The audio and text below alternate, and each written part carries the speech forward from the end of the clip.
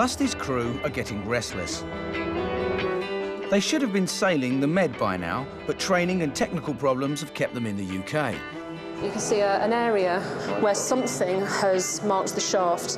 Any defect at all could be critical. 4 huge engines power this 22,000-ton aircraft carrier at speeds of up to 30 knots. The shafts connect the engines to the propellers, and they've got to be in perfect alignment, but one of them seems to have dropped and is rubbing on a bracket. Lusty's new captain, Steve Chick, is keen to test the problem shaft. Taking the ship to sea will show if the markings are the result of a serious problem. As Illustrious leaves port, the engineers keep a close eye on the dodgy shaft. They can't allow any defect to jeopardise the 14,000-mile deployment. Lusty will be joining a task group of 11 Navy ships, sailing through the Strait of Gibraltar, onto Malta, through the Suez Canal and into the Middle East and ending up in the Indian Ocean. But a few miles out of Portland, there's a problem. Unfortunately, what we observed was some very loud screeching noises and some knocking noises coming from the starboard shaft. That's the right-hand shaft. They've got no choice but to drop anchor. As one of the most senior marine engineers on the ship, Helen's got a lot on her shoulders. The best case is that the team give us a completely clean bill of health and we resume all of our training package and our deployment as planned. The worst thing that can happen for me right now is that I'm required to go into an emergency dry docking, which then allows work on the external of the hull to be carried out. The Navy are sticklers for punctuality, but the deployment's now 2 weeks behind schedule. And yet, it's not all doom and gloom. On 5 deck, there's something to cheer them up. The post's arrived. The mail, particularly when we're away for a long time, is very important. It tends to be things like bags of sweets, just different little care items that just shows that someone's thinking of you at home. What I've just received, my wife sent me some stuff in amongst my mail. This is my 3-month-old baby.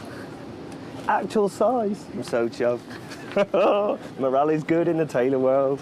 It's not as important as it was in the past because our internet connections and email are so good. But saying that, to actually receive physical items from home, it makes a real difference to people's morale. And today, the mail's especially important. It's Valentine's Day. Sid Little's been hiding his heart-covered present. So I've had absolutely none of the mickey taken out of me at all. It's from his girlfriend in the New Zealand Navy. Very nice underwear. Oh, cool. I'll try them on later. One of the stewards, Rachel, has got a not-so-secret Valentine for someone on the ship. Russell. Thank you. Oh, you've gone red. That's really cute. I want one back, Russell. Russell works as a chef with Rachel's twin brother, Shiner. Russ got a bit of a soft spot for my sister, to be honest with you. But it's all right. I won't be happy with Rachel seeing one of my mates or anything, but she's sensible, isn't she? So, unlucky Russ. In the lads' mess, Jason Farnsworth has given up on getting a Valentine card this year. Here it is, the last remaining fart. Oh, bless you. Gonna have to go with it. Very pretty girl. Very pretty, it's a shame. All right, this is it. The last rip. That's it, gone. Last fart, gone. Basically, my other half, well, my ex-other half, she was in the Navy as well. So it was a bit difficult because I'm always away and stuff, so I just had to end things with her. Yes. Nah, it's all right. I've already got a bird lined up anyway. I've already... You're saying all this now because you know she's going to be watching this. No, I'm not. It's not that, honestly. It's her mum. What, so, The truth is, right, and he is actually wounded because she binned him. But then again, that's how it goes, isn't it, Jay? You can't have a relationship in the Navy. Yeah, that's right. Yeah, that's the way it goes. Love is in the air for the rest of the ship, but in the engine room, the marine engineers have only one thing on their mind: fixing the broken shaft. Basically, the bulkhead gland, which is this, the bit with the black brushes on behind me, it's a gland that goes all the way round the shaft. Okay, that needs replacing. The shaft has dropped slightly and it leans on the bearing. So we've replaced that. So it's now working. But there's no time to celebrate. Lust is heading straight for a naval exercise area off the Dorset coast. Clearly now got the challenge of finishing off the last few days of training, getting our inspection out of the way, and then we head south. A ship with a 1,000-strong crew creates a lot of rubbish, and the guys who have to get rid of it are known as the gash team. Can I have a pipe for out all gas down to 6 November, please? All right, thank you. Jason Farnsworth's got this unenviable task for the next 3 months. This is where it starts getting good now.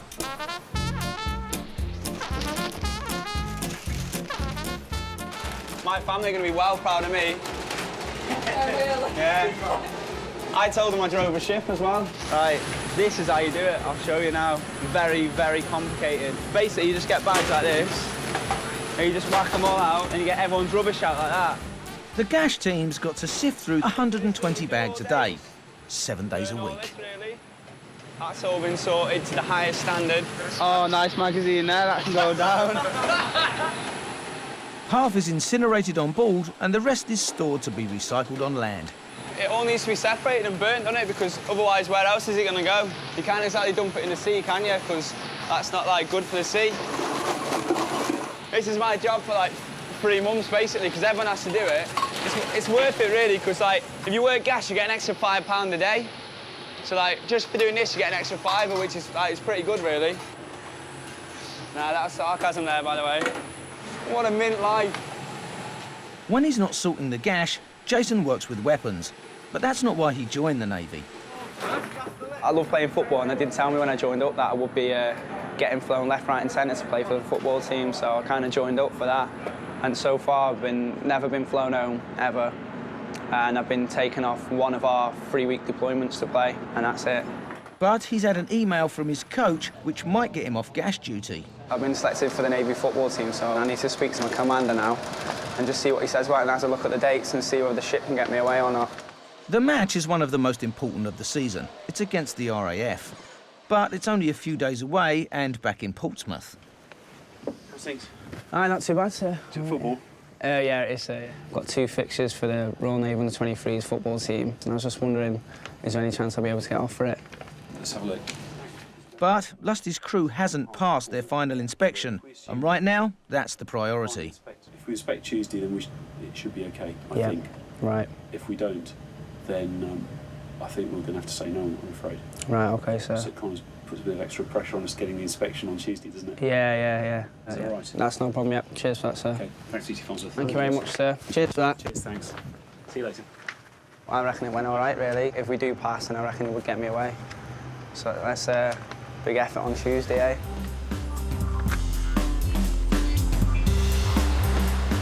It's the night before the ship's final inspection. Tomorrow, the Flag Officer C Training Team, or FOST, will be coming aboard. As well as testing battle readiness, FOST examiners will be making sure Lusty's shipshape. If she's not, she won't be allowed to deploy. So everyone, even young officers like Sid, gets stuck in. Wouldn't normally come down and help cleaning, but everyone's busy, so need to lend a hand for tomorrow and get it all sorted. The captain, second in command, Tim Johnston's checking everything's up to scratch. I don't know where they get the energy from today, because they're cleaning like men and women possessed, but it's great. Yeah, it's not bad, you know, guys. This has come on leaps and bounds, really, in the last couple of weeks. So thanks for that. So just compare unpolished flat, and this is almost the standard we want for tomorrow. Almost. The standards they want, they're just mad. You could clean this place for 2 days straight, and they could come in here and they could pull up someone's mattress or whatever and find a bit of dust underneath the mattress, and they'll just say, oh, the mess hasn't been cleaned properly. A clean ship's a happy ship, supposedly, but morale is low. After last week's failure, they've had to go through another week of more training and more cleaning. I've only been on board nearly 3 weeks, and it's been the longest 3 weeks of my life. More drills, more exercises, more emergency stations, I think.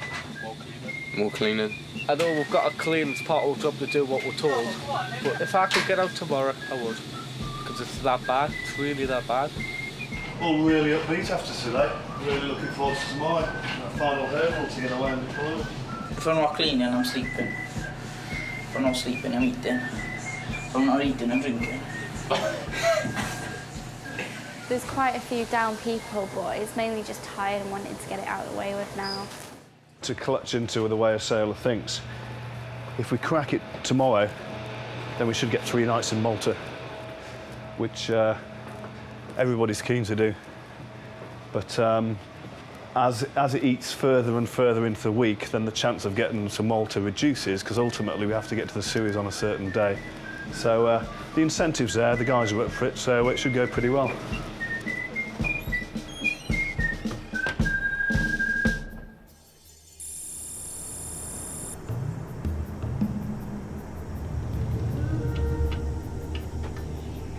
Speaking, it's the final inspection at long last, and I know we've all been waiting for that. It's the big day, and Tim Johnston rallies the ship's crew. If you give me the enthusiasm you've shown over the last few weeks, we'll breeze through it, and it'll be good fun. And once we get finished, head south, and the aim to be in Malta for 3 nights. I think we've all deserved that. That is all. The Flag Officer Sea training team arrives by Merlin helicopter. Their job, to pass judgment on Illustrious and whether her crew is fit to sail with her. If we don't pass it, we don't deploy, but we will pass it and we will deploy. I'll be really gutted if we fail today, so that means we've got to stay here again for another week and got to read it all again. And it's just going to be really depressing. It's down to this man, the Rear Admiral, to make the final decision. Clearly, we have to be confident that they're capable of coping with anything that might come their way. And at the end of the day, I'll make a decision whether they're ready to go or not. If they're not, they'll stay with me a bit longer. They've got to get past me first. The crew will be dealing with realistic emergency situations scripted by the FOSS team. The first is a fire in the hangar. The hangar being such a big space on the ship, if we can't put it out quickly, then there's big issues for the ship's safety. Everyone's involved in keeping the ship and her crew safe in a crisis. Jason and the Gash team are on fire duty. A bit hot, but that's to be expected, isn't it? They're being watched and marked by the men in white.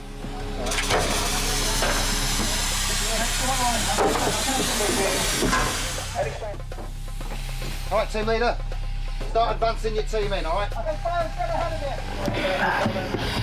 The realistic atmosphere is created with smoke machines and crew members acting as casualties. Okay, let's get rid of him.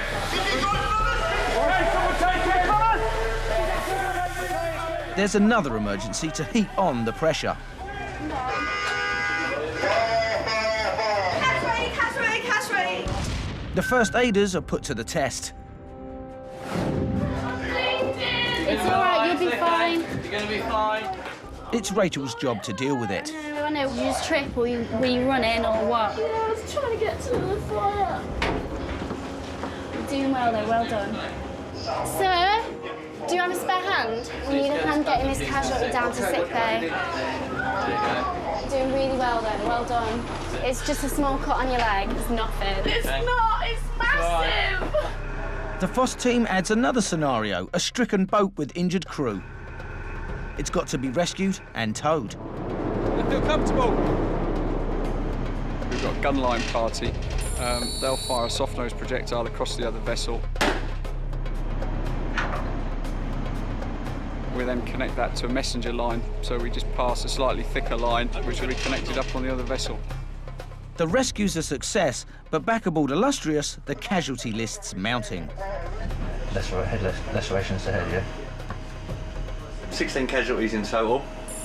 Hopefully that's about it now, because the fire's been extinguished.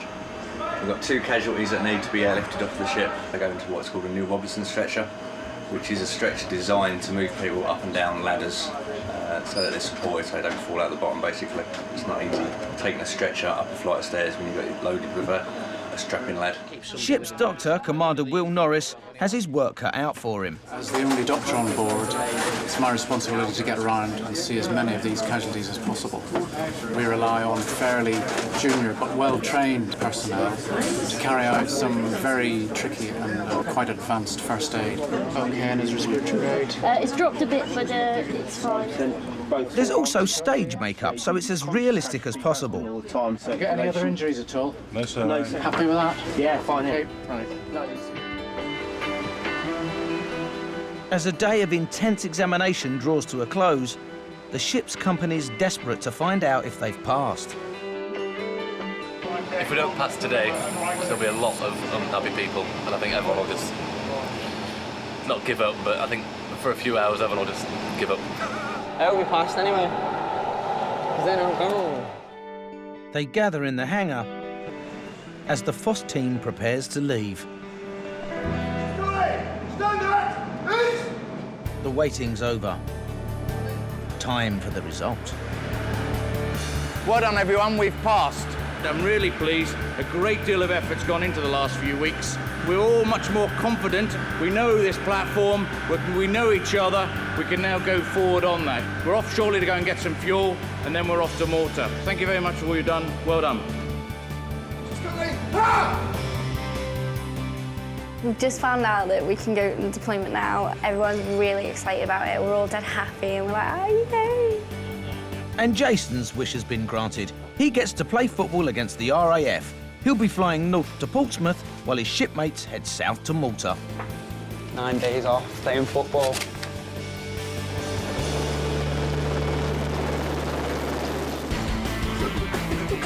Down in the messes, the rest of the junior rates celebrate. It's fancy dress in the girls' mess. We've got Tash here, who's our duty firefighter. Swampy is our helo, who will crash on deck. And here we've got Tash, who's our navigator for the day. And a couple of beers for the boys. Cheers for the end of the boss. Hip, hip.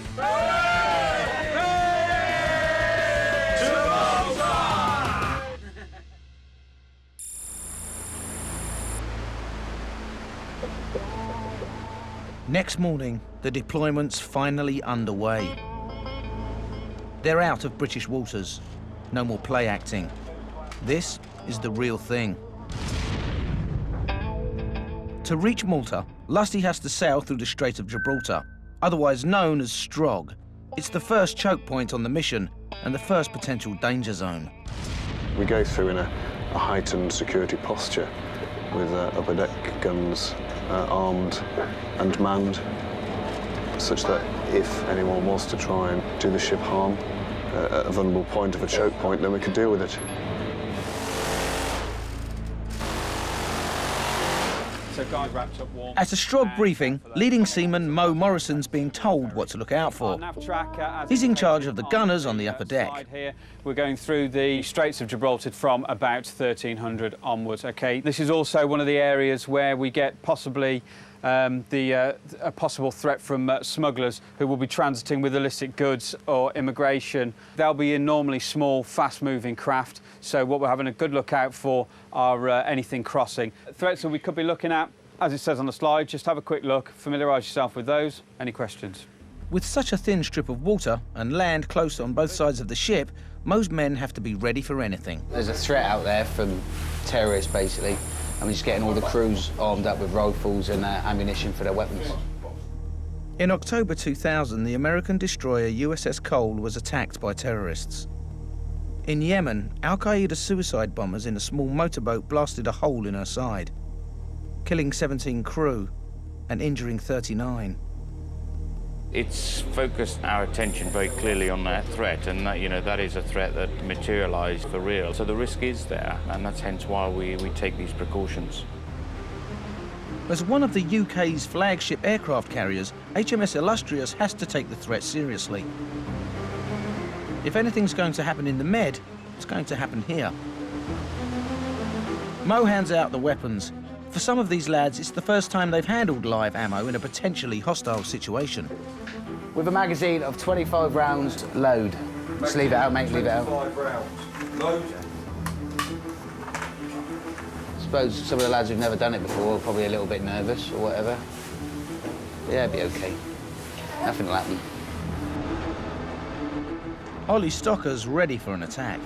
A Kevlar jacket. It's just got a big lead plate in there just to protect main organs, really, if I get shot. But it's not the terrorist threat that's bothering Ollie. It's raining, windy, meant to be hot and sunny when I come down here, but I was wrong. It's down to Mo to keep spirits up and make sure his team's alert. Happy, Chuckles? Good lad. He's one of the crew who's seen action before. You know when they invaded Iraq?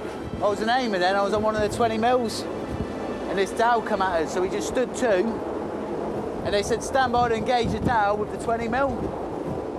But for whatever reason, they decided not to engage it with 20 mil because they thought it was a suicide bomber and it might explode next to the ship. So the ship just basically ran away and they sent the helo up and the helo engaged it with 50 cal. But they missed. If you're not nervous by now, you fucking should be.